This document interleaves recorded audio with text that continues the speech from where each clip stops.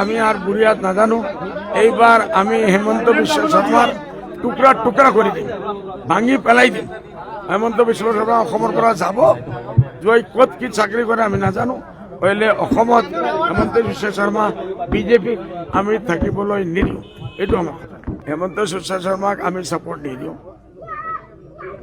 কংগ্ৰেছে আমাক সাহায্য কৰা নাই, নহলে আমি এক হলে হেমন্তক আমি ইয়াৰ পৰা বিদায় দিব পাৰিলে হয়।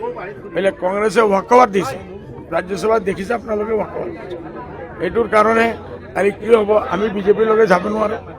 এনি হাও আমি সেকুলার পার্টির লগত থাকিব দিতে পারি। হইলে এটা কথা সঁচা যে এইবার 2 নম্বর পার্টি UDF থাকিব, কংগ্রেস 3 নম্বর। গোটে ভারতবর্ষত হয়ে আছে। মোদীজিয়ে যদি পারে ইরানের লগে বুঝাবুঝি করি আমার গ্যাসের সাপ্লাই, পেট্রোলের সাপ্লাইটো জারি রাখিব লাগে। নহলে বিজেপি এই গ্যাসের কারণে যোৱাবাৰ কংগ্ৰেস হাৰিছিল, এইবাৰ এই গ্যাসেৰ কাৰণে বিজেপি হাৰে।